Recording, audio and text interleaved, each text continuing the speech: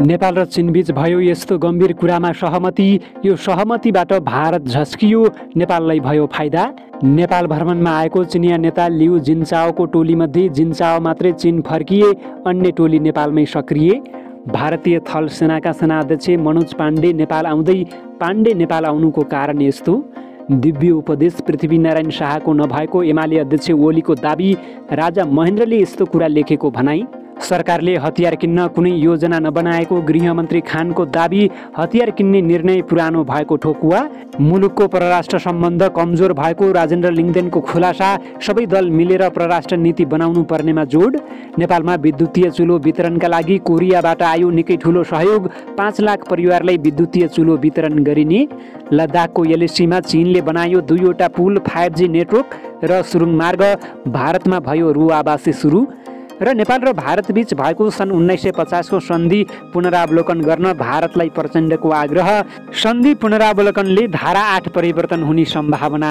नमस्कार, ग्रेटर नेपाल टिभीले तयार पारेको न्युज अपडेटबाट यहाँलाई हार्दिक स्वागत छ। अब दिनभरका खबर विस्तारमा। गत साता नेपालको 4 दिने भ्रमणमा आएका चिनिया कम्युनिस्ट पार्टीको उच्च स्तरीय प्रतिनिधि मण्डलका सदस्यमध्ये 2 जना मात्रै सिङ्गापुर हुँदै स्वदेश फर्किएका छन्। विदेश विभाग प्रमुख लिउ जियानचाओको नेतृत्वमा आएको 6 सदस्यीय टोली बुधबार राति सिङ्गापुर हुँदै बेजिङ फर्केको बताइएको थियो। तर तीमध्ये प्रमुख लिउ र निजी सचिव बेन छान्दा मात्रै त्यो दिन स्वदेश फर्किएको परराष्ट्र मन्त्रालय स्रोतले पुष्टि गरेको छ। टोलीमा रहेका दोभाषी सरलासहित अन्य 4 जना सदस्य भने थप 9 दिन काठमाडौँमै रहने बताइएको छ। टोलीका सदस्यहरू फङ सिउपिङ, चाङ चिउछिन, छुई सियाङ र चाङ युएको टोली साउन 5 गते मात्रै स्वदेश फर्कने योजना रहेको छ। भारतीय थल सेनाका सेना अध्यक्ष जनरल मनोज पाण्डे नेपाल भ्रमणमा आउने भएका छन्। 30 अप्रिलमा भारतीय सेनाको प्रमुख बनेका पाण्डे सेप्टेम्बर पहिलो साता नेपाल भ्रमणमा आउने तयारीमा रहेको स्रोतको दाबी रहेको छ।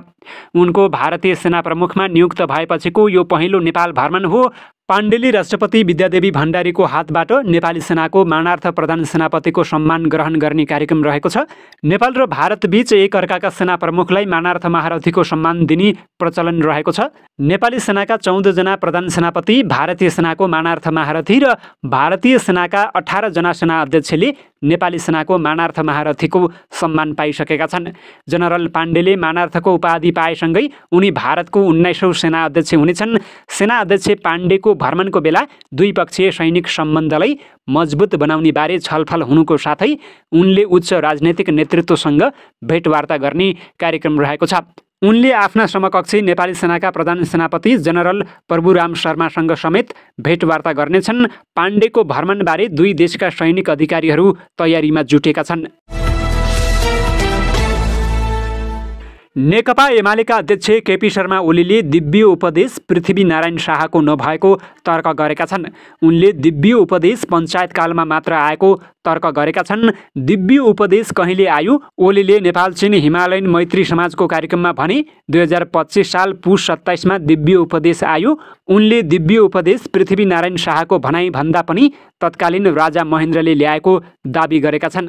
काङ्ग्रेस नेता चन्द्र भण्डारीले सोही कार्यक्रममा पृथ्वीनारायण शाहको दिव्य उपदेशको चर्चा गरेपछि ओलीको अभिव्यक्ति बाहिर आएको हो।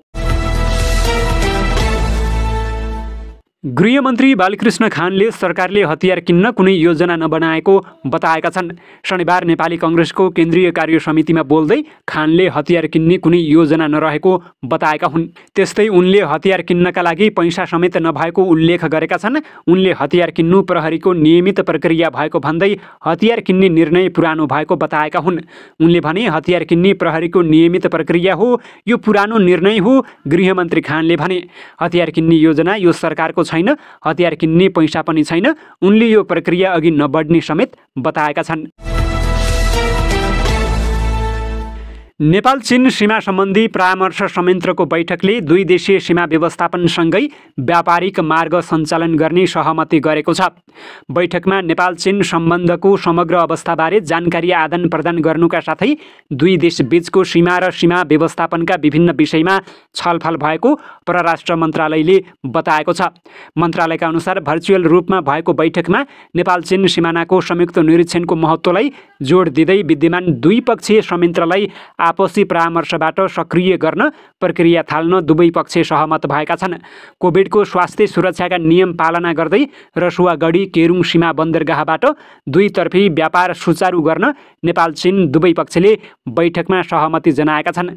यसका लागि दुवै पक्षले सीमा क्षेत्रमा महामारी रोकथाम र नियन्त्रण संयन्त्र स्थापना गरेर प्रक्रिया अघि बढाउनेछन्। नेपालको उत्तरी हिमाली क्षेत्रका नागरिकको जीविकोपार्जनमा टेवा पुर्याउने उद्देश्यले दुवै पक्षले कोभिड-19 स्वास्थ्य सुरक्षाका लागि आवश्यक नियम लागू गरी चीनबाट आउने सामान र निर्माण सामग्रीको ढुवानीका लागि हिल्सा पुराङ सीमा बन्दरगाह खोल्ने निर्णय भएको मन्त्रालयले बताएको छ। राष्ट्रिय प्रजातन्त्र पार्टी राप्रपाका अध्यक्ष राजेन्द्र लिङ्गदेनले पछिल्लो समय मुलुकको परराष्ट्र सम्बन्ध कमजोर भएको भन्दै चिन्ता व्यक्त गरेका छन्। शनिबार राजधानीमा आयोजित एक कार्यक्रममा उनले पछिल्ला दिनमा सहायताका नाममा विकासका नाममा सांस्कृतिक क्षेत्रमा भइरहेको अतिक्रमणले मुलुकको परराष्ट्र नीति चिन्ताजनक अवस्थामा पुगेको बताएका छन्। उनले सबै दलहरूसँग परामर्श गरेर तत्काल साझा धारणा सहितको परराष्ट्र नीति बनाउन सरकारसँग आग्रह समेत गरेका छन्। नेपालमा विद्युतीय चुलो प्रवर्धनका लागि ऊर्जा जलस्रोत तथा सिँचाइ मन्त्रालय अन्तर्गतको वैकल्पिक ऊर्जा प्रवर्धन केन्द्र र संयुक्त राष्ट्रसङ्घ अन्तर्गतको ग्रिन क्लाइमेट फन्ड GCF बीच 2,11,20,000 डलर लगभग 2,55,00,00,000 रुपैयाँको अनुदानमा सम्झौता भएको छ। नेपालको तराई क्षेत्रमा विद्युतीय चुलोको प्रवर्धनका लागि यो सम्झौता भएको हो। नेपालबाट पेश भएको प्रस्ताव गत वर्ष असोजमा नै स्वीकृत भई यो वर्ष कार्यान्वयनको लागि सम्झौता पत्रमा हस्ताक्षर गरिएको बताइएको छ। तराई क्षेत्रमा विद्युतीय चुलो प्रवर्धनका लागि प्राप्त अनुदान मार्फत 5 लाख विद्युतीय चुलो वितरण गरिने बताइएको छ। तराईका 10 लाख घर दूरीमा विद्युतीय चुलो वितरण गर्ने उद्देश्यसहित आयोजनाको पहिलो चरणमा 5 लाख घर दूरीलाई विद्युतीय चुलो वितरण गर्न लागि हो। यसका साथै आयोजनामा 10,000 बायोग्यास प्लान्ट जडान लगायत अन्य योजना पनि समावेश गरिएको छ। यो योजना तराई क्षेत्रका नगरपालिका तथा गाउँपालिकाको सहकार्यमा सम्पन्न गरिने सम्झौतामा उल्लेख गरिएको छ। नेपाल सरकारले पछिल्लो समय इन्धनको खपत कम गर्न साथै बिजुलीको खपत बढाउने उद्देश्यले विद्युतीय चुलो प्रवर्धनमा काम गरिरहेको छ। लद्दाखको वास्तविक नियन्त्रण रेखामा भारत र चीनका सेनाबीच 16औं चरणको वार्ता आइतबार भोलि हुँदैछ। अहिलेसम्म दुवै देश 15औं पटक वार्ताको टेबलमा आए पनि सहमति हुन सकेको छैन। जानकारी अनुसार आइतबार जुलाई 17मा हुने वार्ता भारतीय भूमिमा हुनेछ। यही बीच चुशुलका सल्लाहकार कञ्चोक स्टान्जिनले लद्दाखको बारेमा मिडियामा देखाएको भन्दा यहाँको अवस्था पूर्णतया फरक रहेको बताएका छन्। उनले एक भारतीय मिडियासँग कुरा गर्दै भने जमिनको वास्तविकता भने बिल्कुलै फरक रहेको छ, पूर्वाधार पनि राम्रो अवस्थामा छैन। स्टान्जिनले 12 गाउँमध्ये 10 वटामा 4G नेटवर्क नभएको बताएका छन्। उनले भने कतिपय गाउँमा 2G नेटवर्क पनि छैन, तर चीनले यहाँ 5G टावरहरू जडान गरेको छ। उनीहरूको सञ्चार प्रणाली निकै राम्रो रहेको छ। स्टान्जिनका अनुसार चीनले आफ्नो छेउमा रहेको प्याङ्योङ तालमा 2वटा पुल पनि बनाएको छ। यसले चिनिया सेनाको पहुँचमा ठूलो वृद्धि गर्नेछ। उनीहरूलाई आउन र जान सजिलो हुनेछ। पुल निर्माण भएसँगै चीनलाई तोपखानामा समेत सहज पहुँच पुग्ने बताइएको छ। उनले प्याङ्योङमा लाइफ लाइन रहेको भन्दै यहाँ सुरुङ निर्माण गरे भारतका लागि निकै फाइदा हुने बताएका छन्। चीनले जुन गतिमा सुरुङ पुल र सडक निर्माण गरिरहेको छ त्यसले भविष्यमा समस्या निम्त्याउन सक्छ कि भनेर एलएसी छेउछाउका क्षेत्रका बसोबास गर्ने मानिसहरू पनि डराउँछन्। यति मात्र होइन, चीनले गरिरहेको निर्माणमा पनि उसको नियत प्रष्ट देखिन्छ। वास्तवमा 15 चरणको वार्ता निष्कर्षविहीन भएपछि चीनलाई भारतले वास्तविक नियन्त्रण रेखा एलएसीको व्यवस्थापनका लागि गरिएका सम्झौताहरू इमान्दारीपूर्वक पालना गर्नुपर्ने चेतावनी दिएको छ। हालै परराष्ट्र मन्त्रालयका प्रवक्ता अरिन्दम बागचीले भारत र चीनबीच सन् 1993 र 1996 मा भएका उपयुक्त सम्झौताको इमान्दारीपूर्वक पालना गर्नुपर्ने बताएका थिए। लद्दाखमा भारत र चीनबीच विगत 2 वर्षदेखि द्वन्द्व चलिरहेको छ। सत्ता साझेदार नेकपा माओवादी केन्द्रका अध्यक्ष एवं पूर्व प्रधानमन्त्री पुष्पकमल दाहाल प्रचण्डले नेपाल र भारतबीच भएको सन् 1950 को सन्धि पुनरावलोकन गर्नुपर्ने बताएका छन्। भारत भ्रमणमा रहेका प्रचण्डले फाउन्डेसन फर पब्लिक अबारेसन एन्ड पोलिसीले शनिबार नयाँ दिल्लीमा आयोजना गरेको एक कार्यक्रममा बोल्दै कूटनीतिक संवाद मार्फत दुई मुलुकबीच देखिएका समस्या समाधान गरेर जानुपर्ने बताएका हुन्। सन् 1950 को सन्धिको पुनरावलोकन गर्न ढिलाइ गर्न नहुने उनको भनाइरहेको छ।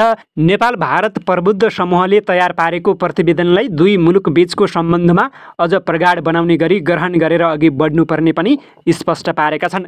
नेपाल भारत बीचको सम्बन्ध प्रापूर्वकालदेखि नै प्रगाढ रहेको उल्लेख गर्दै त्यसमा कुनै समस्या आए कूटनीतिक संवादको माध्यमबाट समाधान गर्दै अघि बढ्न सकिने बताएका छन्। नेपालको कृषि पूर्वाधार पर्यटनमा लगानी बढाउन पनि भारतसँग प्रचण्डले आग्रह गरेका छन्। नेपाल सरकारले निर्यातजन्य उद्योगलाई प्राथमिकतामा राखेको उल्लेख गर्दै त्यसमा लगानी गरेर पनि उच्च प्रतिफल लिन सकिने अवसर रहेको स्पष्ट पारेका छन्।